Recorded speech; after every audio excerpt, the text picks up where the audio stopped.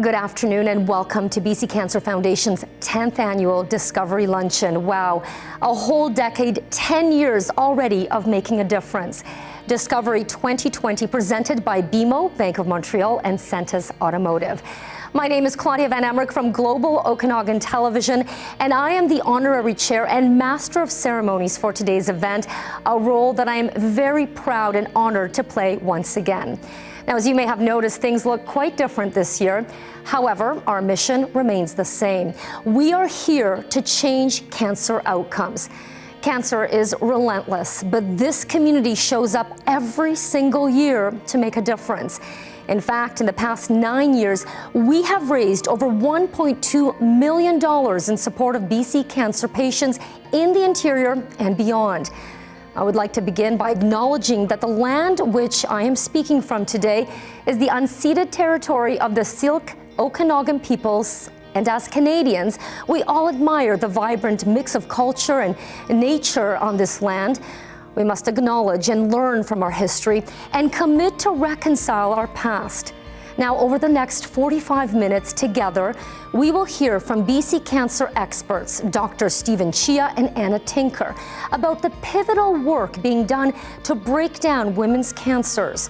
We will also be introduced to two very powerful patient and family stories to drive home why we are all here today. And finally, we will connect with an esteemed panel of clinicians, Doctors Ross Halperin, Sarah Taylor, and Jocelyn Moore, for an informative discussion on how collectively we can all make a difference and an impact. We're here to break down cancer, and we welcome you to donate online at any time today. All you have to do is visit discoveryluncheon.ca and click the donate button. All of the gifts made here will directly support research and enhance care for women's cancers. Now, this event is only possible thanks to our generous interior community. Thanks to all of you and our event sponsors, and of course, our volunteers, very dedicated.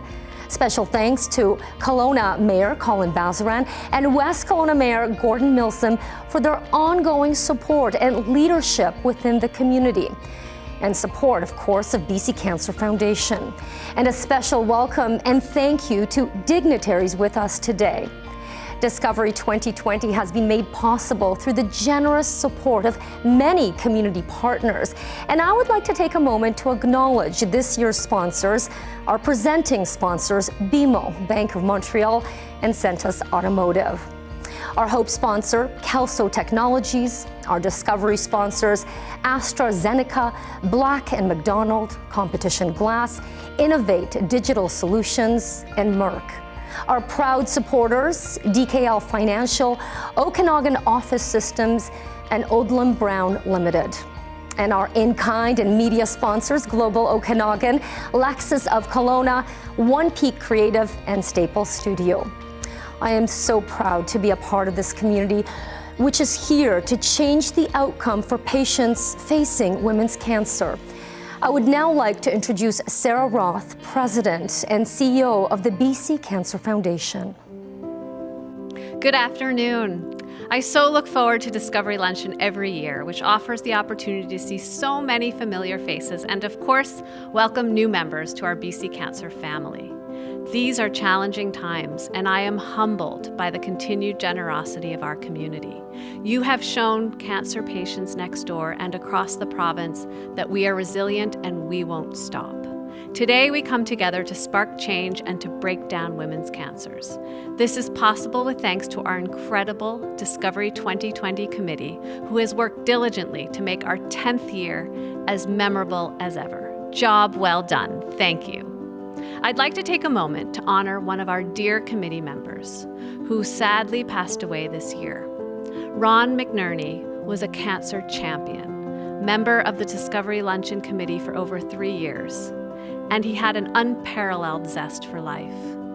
And no one wore those teal BC Cancer Foundation sunglasses with more pride than Ron. Today, we carry on with Ron's memory close to our hearts. We must persevere, and with your generosity fueling your BC Cancer home team, we can change outcomes. We will break down women's cancers. Right here in Kelowna, our BC Cancer team is a world leader in clinical research.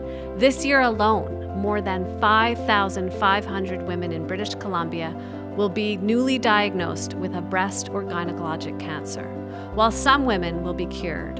Rare and hard-to-treat breast cancers can be deadly, particularly for younger women. Many gynecologic cancers reoccur despite treatment with surgery, radiation, and chemotherapy.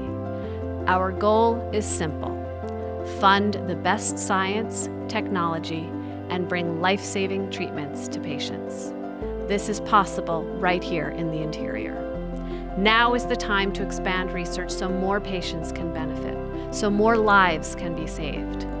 You will hear more today from brave individuals who have been deeply impacted by women's cancers. Their stories are deeply emotional and shared from individuals as committed to our cause as each one of you. You will also be treated to an in-depth panel discussion featuring BC Cancer's top research leaders who are working to break down women's cancers. Every dollar you donate today will fund the work of our world-leading researchers and will change the lives of people facing cancers right here in your community. It truly takes a village to break down cancer. This includes our amazing sponsors, our community and supporters, the great work being done at BC Cancer, and a we won't stop attitude. I encourage you to give generously and hope you enjoy today's event experience.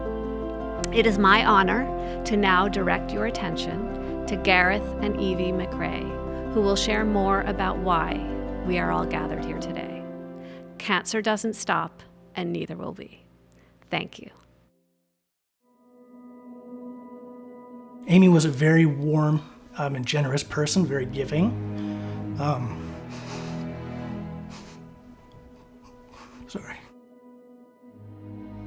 She took care of other people, took care of everyone around her. First and foremost, my daughter and me. When we moved to Vancouver, we started working with a fertility specialist. She immediately saw something she didn't like. I would say the first kind of shocking news was, we want to refer you to BC Cancer. From there, it was a very slow revelation of exactly that she did have cancer. It seemed in some scans to be benign, and then the form of cancer took a very long time to diagnose. We quickly realized that being associated with BC Cancer means that we would have the very best care on par with anywhere else in the world. The very first thing was an aggressive surgery. She had a hysterectomy. Then from there on, it was scans, and then she was approved for a clinical trial drug on a compassionate basis, but unfortunately never really had the opportunity to see if it would work. Cancer quickly advanced to her bowel, and then things just kind of really went downhill from there. So it was we were out of surgical options as treatment, and it was just palliative care, and just sort of slowly lost weight over time, and the cancer continued to advance, and that was a process of a few months. I think, at first we were terrified of the unknown. Amy, was scared to die. She did not want to leave me. She didn't want to leave Evie. And that trend transferred to, well, what can we do now? What should we be doing now? So Amy was very proactive in terms of bringing home books about cancer, talking about cancer with Evie, and even when the time came, telling her that Mommy has to die, but you're going to be taken care of, and lots of people around you love you. Plus, the other obvious thing was we did more things as a family. We did more traveling, created some really good memories. One of the things Amy did was she got involved in art therapy, and she made a wonderful new friend, Carmen, who really understood exactly what Amy was going through, because she was going through the very same thing, and was somebody that Amy learned to trust and to count on. And she's also living her best life and showing how to live your best life, and I think Amy was really inspired by that. Amy had a phrase she would say, "Just eat the friggin' cake," which means if someone offers you cake, don't overthink it, just eat it. In Amy's final weeks and even days, one of the things that was very important to her was to to set up a legacy of a fundraising effort, again, to help other women. And she really rallied our friends and family to donate. And so far we've raised about $67,000. And other parts of her legacy include her writing. And she wrote some pieces, very autobiographical pieces involving her cancer diagnosis. Her voice will bring more awareness to what people with cancer go through and some of their experiences. What I'm hopeful for is that I really think in terms of Amy's rare form of ovarian cancer and other gynecological cancers, I really think we're on the precipice of some major developments in treatment.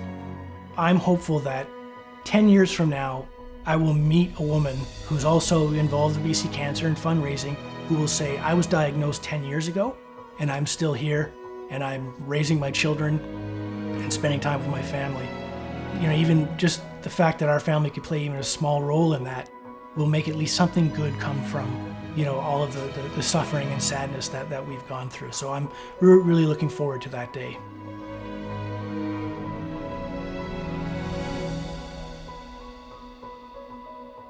What would you want to say to your mom today if she was here? I love you and I wish you were still here. So sweet.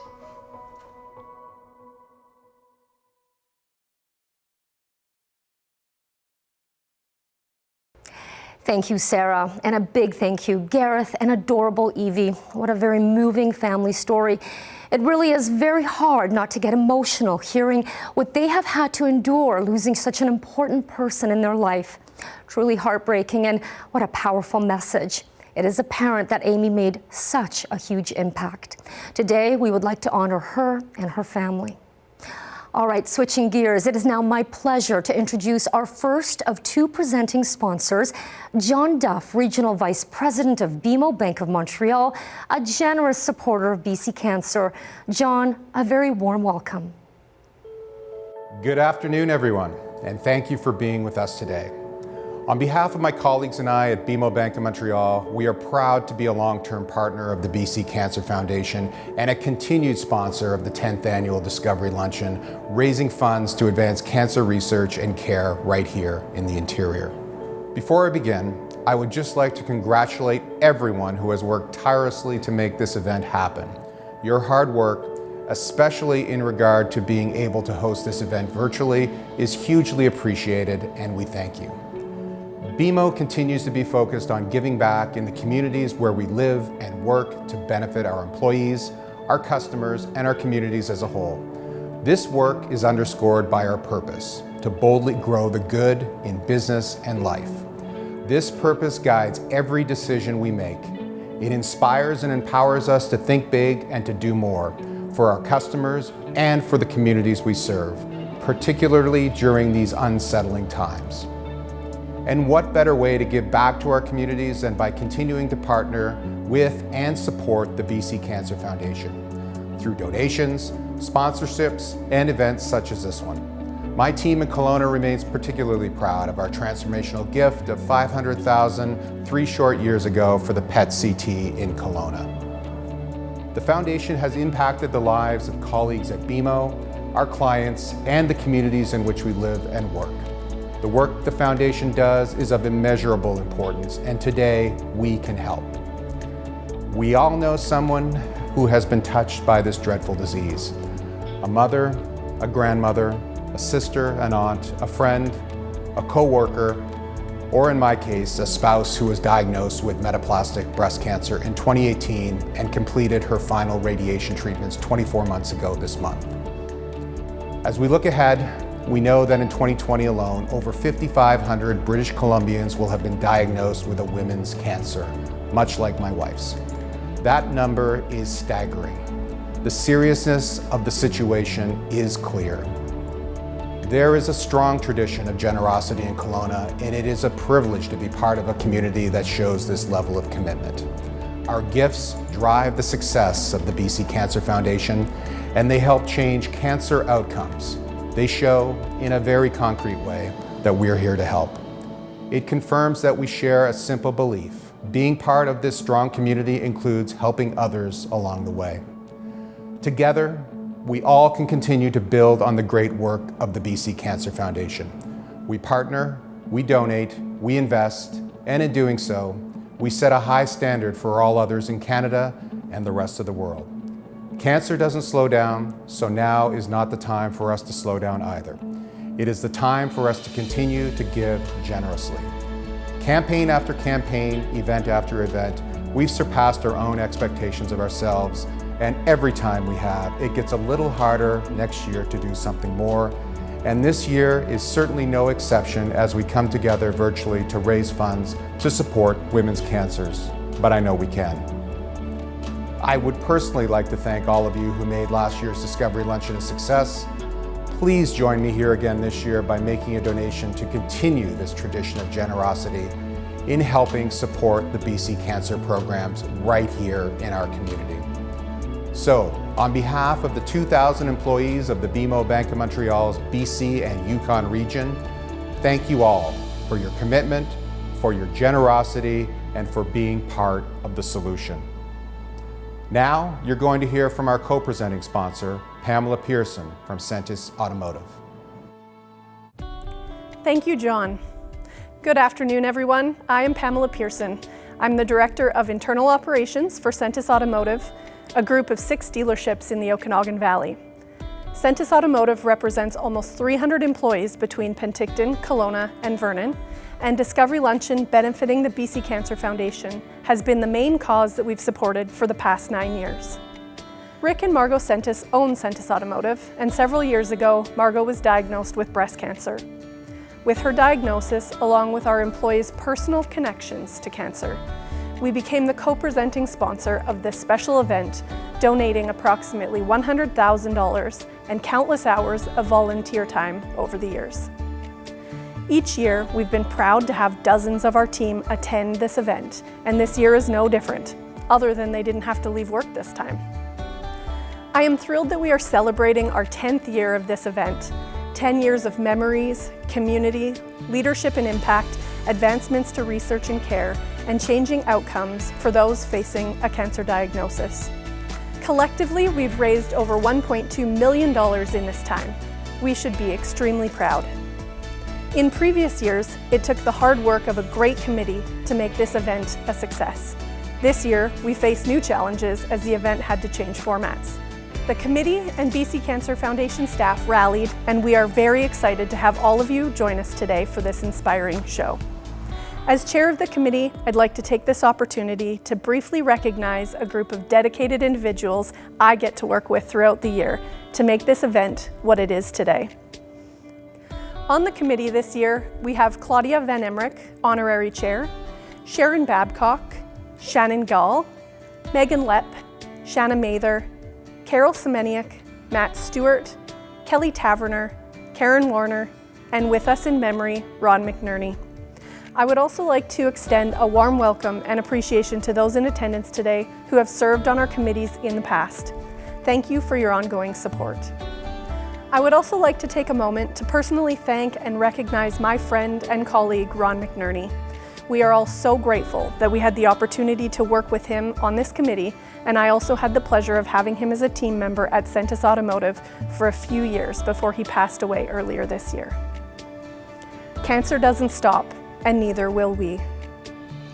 As you know, we are rallying as a community to break down women's cancers. In the interior, 950 individuals will face a women's cancer this year. Mothers, daughters, sisters, partners, family, and friends. We can and we will make a difference. I'm extremely proud of our community. We always show up, and today is no different. Not only does our community show up, so do all the clinicians and researchers, the change makers at BC Cancer, extending our leadership beyond the borders of BC. Thank you. On behalf of the Discovery Luncheon committees, past and present, and Sentes Automotive as co-presenting sponsor of Discovery 2020, I want to thank you for your continued support, encourage you to give generously, and know that you will enjoy today's event. Now I will turn things back to our honorary chair, MC, and my dear friend, Claudia Van Emmerich. Thank you to John and BMO, Bank of Montreal, our first and founding lead sponsor, and to Pamela and Sentes Automotive for their long-standing support of BC Cancer Foundation and this event. It is wonderful to hear from community partners who are so committed to the cause that affects 1 in 2 British Columbians. I want to remind everyone that you can show your support with a donation at any time by visiting that website, discoveryluncheon.ca. Now, I would like to take a moment to recognize someone we just heard from and who is near and dear to our hearts. Pamela Pearson has been the chair of this event for 5 years and with the committee for 8. Pamela, the leadership and passion that you bring to this event and community is incredibly inspiring. This is Pamela's last year as chair, and we are so grateful for your commitment to excellence and your leadership. You should be so proud of what you have accomplished. We are all proud. I am very proud and honored to know you for all these years and watching you put your entire heart and soul into this very important cause. Thank you so much, Pamela, from all of us and all our hearts. I would now like to introduce a message from BC Cancer doctors, Stephen Chia and Anna Tinker, who are world-leading in their work to break down women's cancers.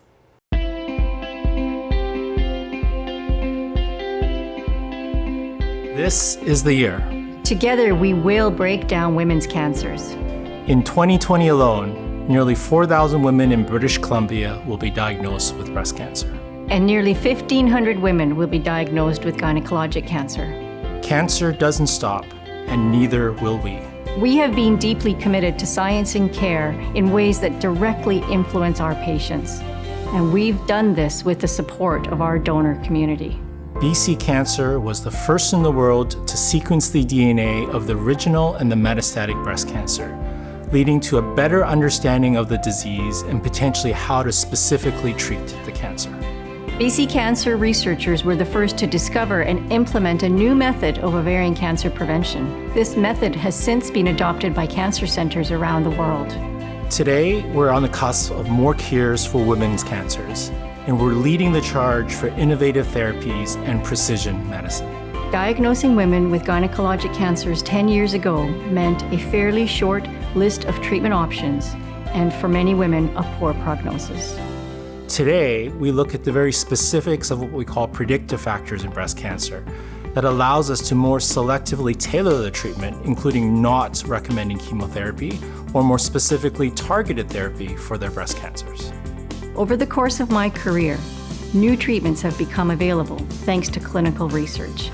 Patients can expect to have a better prognosis. We've also seen major advancements in understanding what happens at the breast cancer in the DNA molecular level, so we can truly understand how to better treat the breast cancer and prevent it from developing a more resistant disease.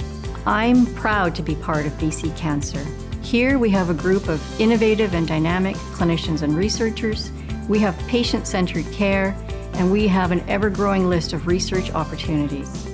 And we truly have the interest and the willingness of our patient population to be invested in research to better treat not only today, but for tomorrow. In the future, I'd like to see more treatment options for my patients, including the ability to personalize care based on patient characteristics and the specifics of their cancer type. I want to be able to tell more of my patients that they are cancer-free. Together, we will change the story. We will save more lives.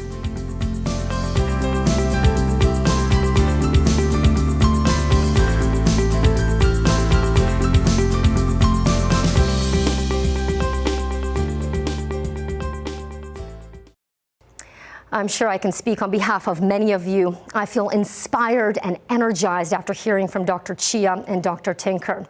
We will now hear from Carmen Ho, who is currently facing breast cancer. Her words remind us that there is still more work to be done to break down breast cancers. My daughter was about 6 or 7 months, and I noticed something in my breast.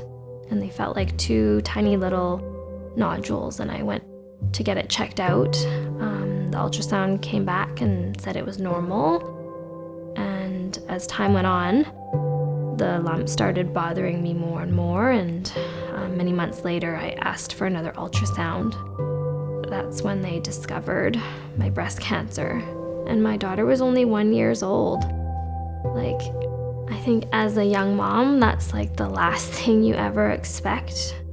You know, it was really hard because I'm just trying to be there for my daughter, my little baby, while I'm, you know, about to go into chemotherapy, and I can't even I don't have the strength to hold her. You know, it took away a lot of months with her and how I would have wanted to spend time with her.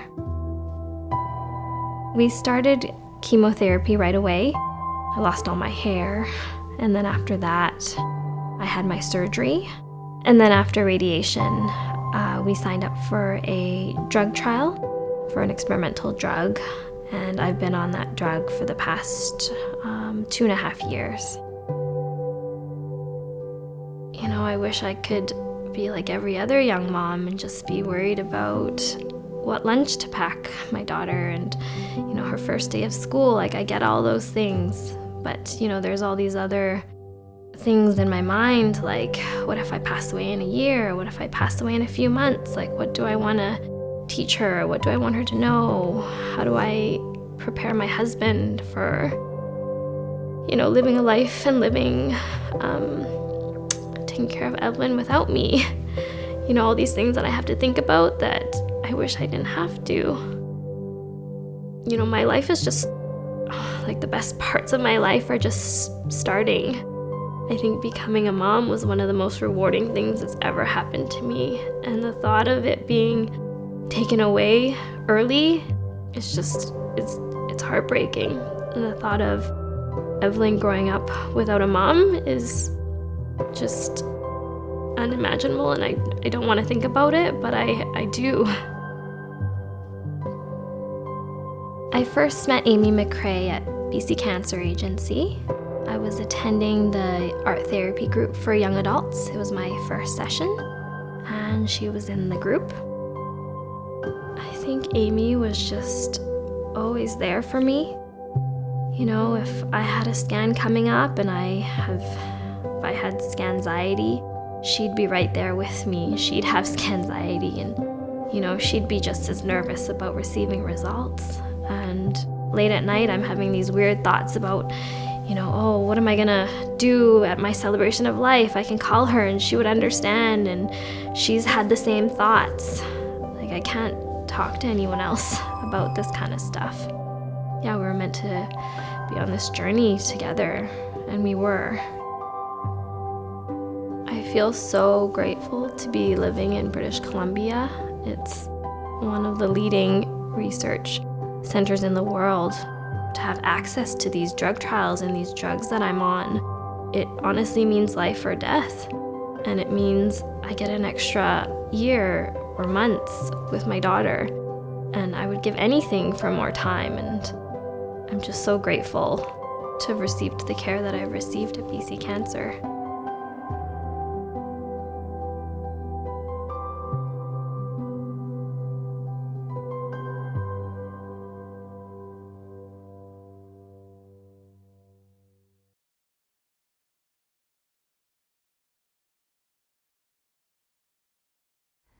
What a compelling video and such a powerful message. Carmen, thank you so much for sharing your raw emotions with us and your story.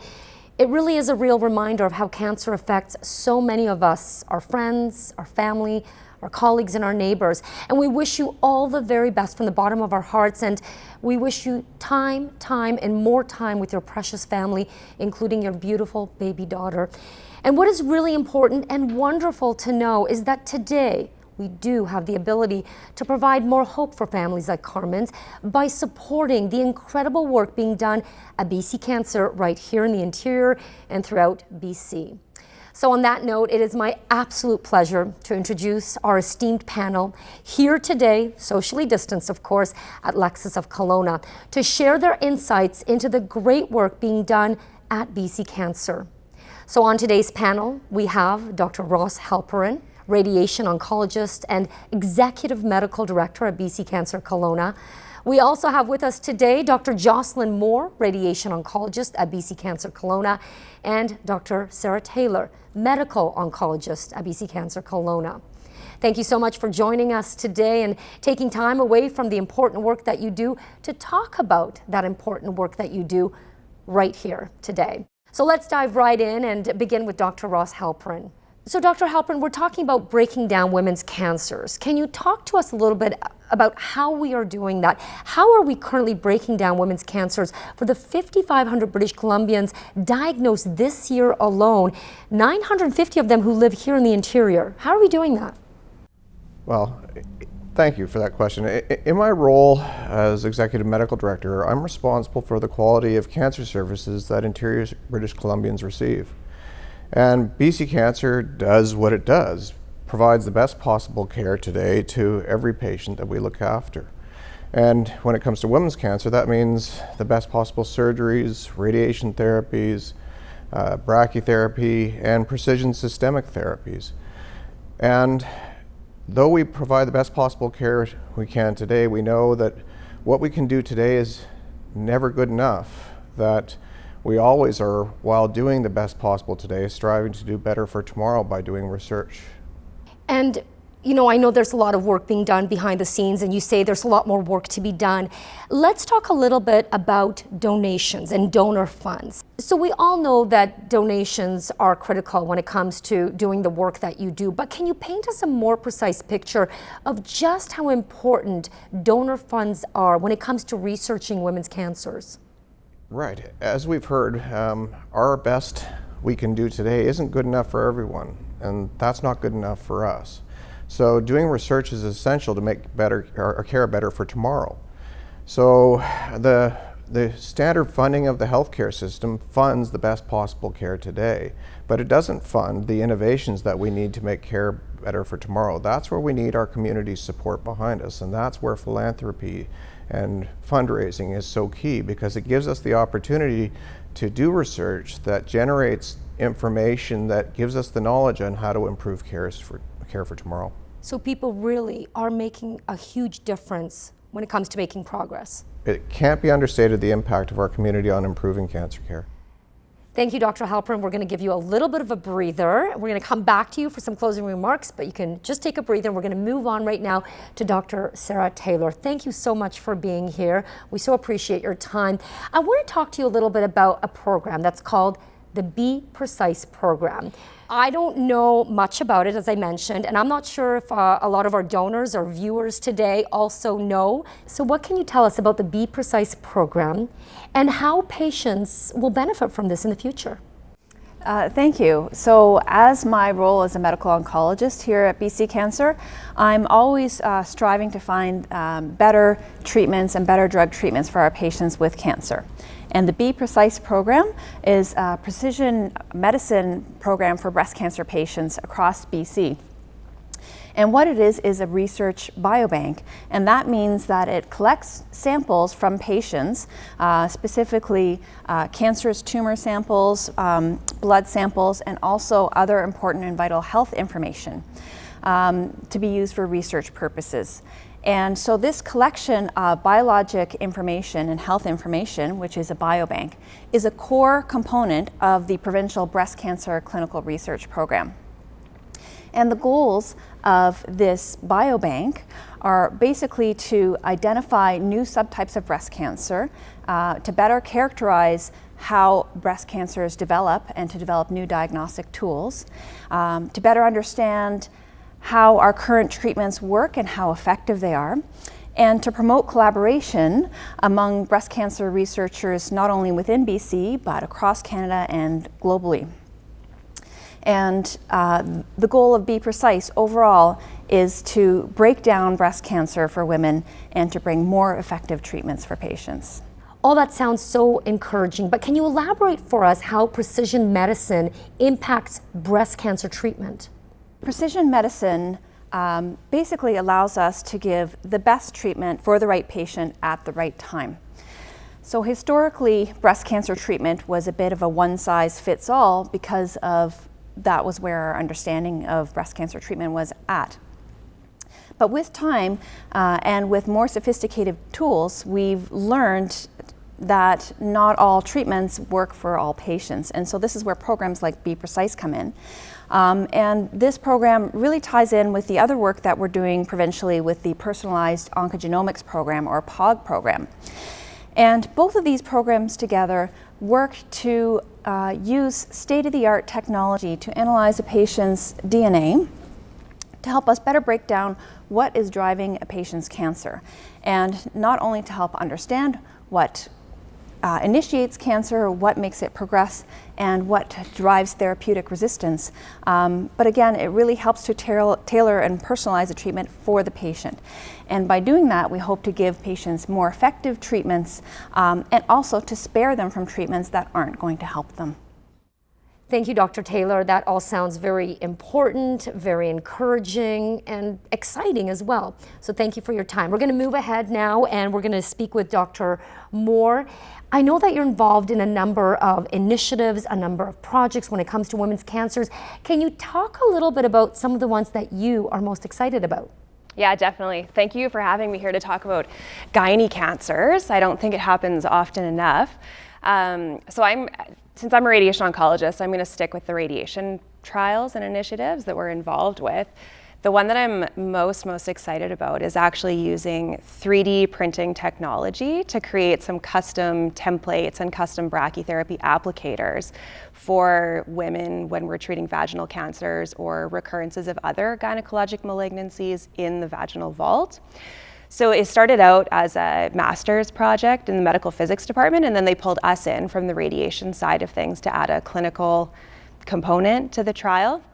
So the first step was to make sure that this is possible to create these that make a decent radiation plan, or even a better radiation plan than what we're getting now. And then the next step was to see if we can sterilize these so they can actually be used in the clinical component of this patient's care. And then now we've just submitted ethics board review to see if we can start bringing this into real patients in real time. So that should be something we have off the ground within a few weeks. The other one, I mean, as much as it's important to push for more intense treatments and cure people when we, or cure more people, it's also really important to know when to pull back on treatment.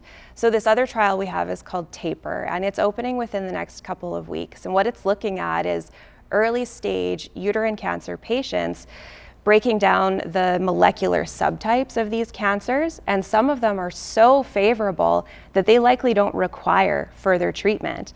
Right now, we have general guidelines about who we treat and when, but using these molecular markers, we can narrow in even more who requires more treatment and who doesn't. And so potentially we're sparing a lot of women from toxicities that they're getting from radiation treatment when they don't need it. So those are all some really interesting examples. Can you tell us now how those examples will actually impact patient outcomes? So the brachytherapy one specifically, currently it's a really subspecialized procedure, and in Kelowna we're the only group that does this in the province. And so we're receiving referrals from patients from Victoria, from Prince George, and they're uprooted and brought to Kelowna to have their treatment done. And it's published in the literature that patients actually do better when they're being able, or when they're treated closer to home with their families, with their support systems. So our main goal is to show that these applicators are user-friendly, they give us reproducible treatments, and so the centers like Abbotsford or Vancouver could be sending us MRI images or CT images. We create the custom applicator and we send it to them in their home center so that they can be treated closer. It's all so fascinating, and I think most importantly, really encouraging to hear that. So Dr. Halprin, decade after decade, we see advancements, we see innovations in the area of women's cancers and treating them. Can you highlight some of the ones that really stand out for you?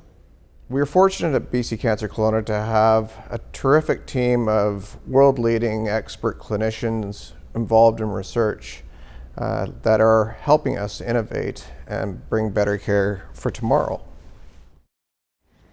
Thanks, Ross. I think we've seen a lot of change over the past few decades in how we approach and treat breast cancer.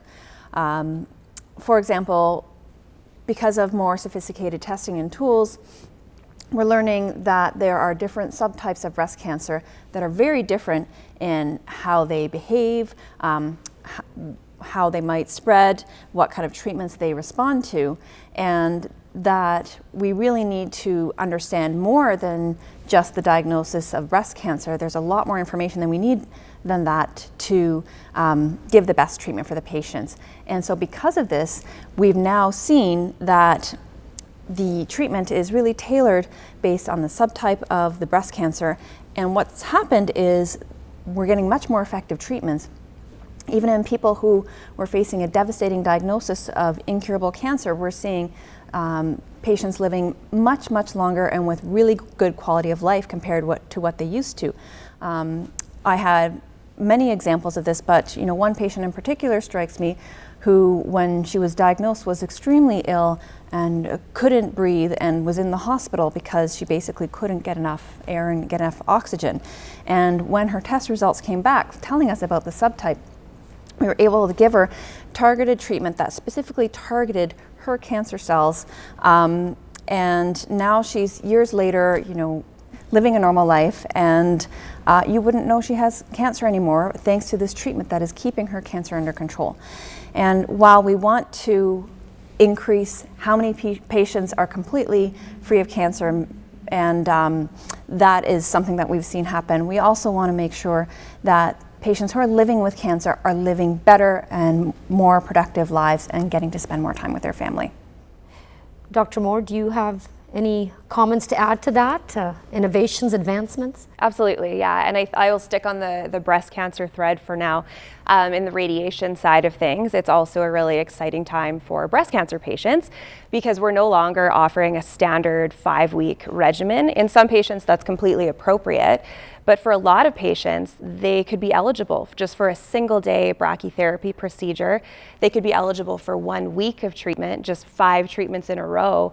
And so to up the patient convenience factor and have them displaced from their home communities for a much shorter period of time is really one of the things we're pushing forward.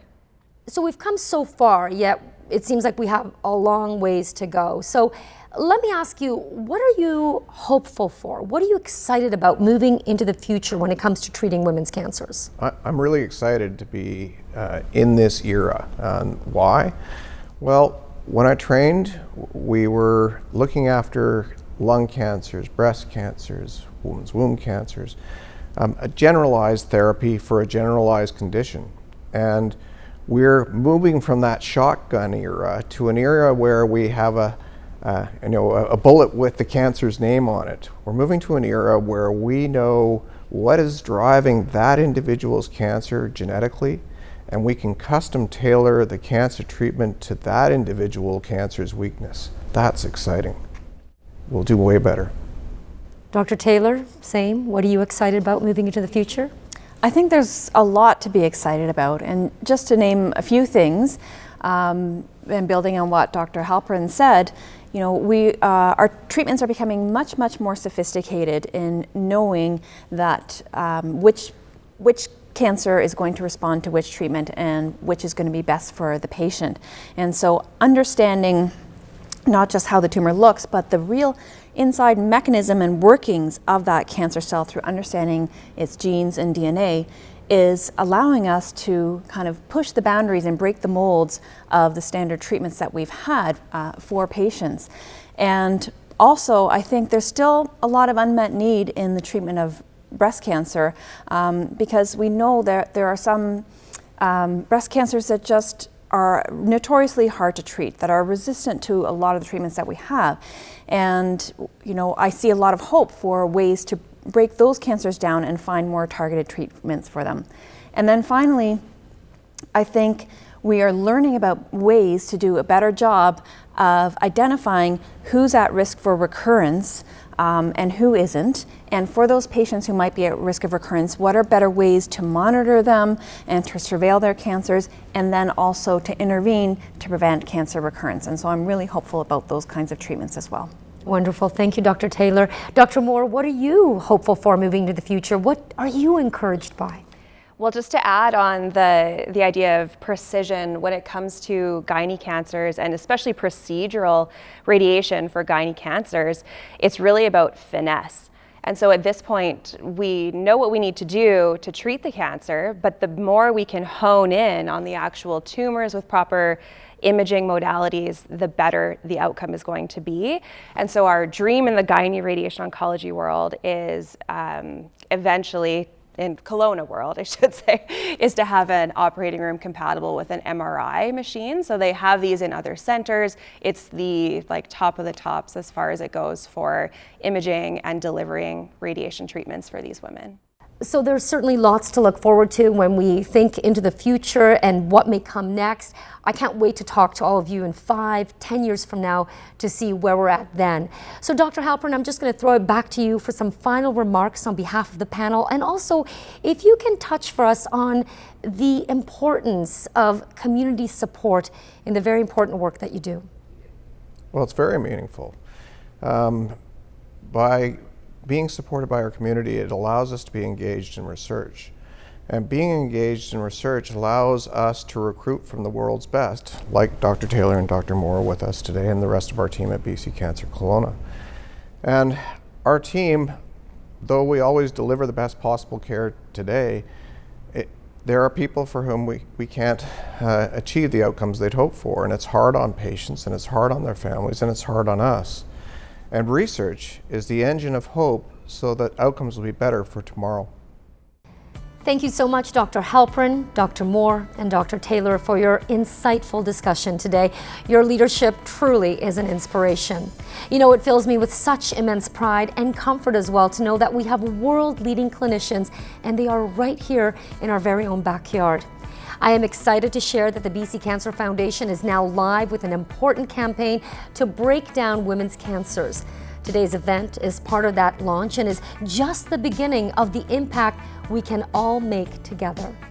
This campaign is already gaining so much momentum with the generosity of you, our wonderful donors, including our foundation board of directors who have collectively rallied to challenge their networks.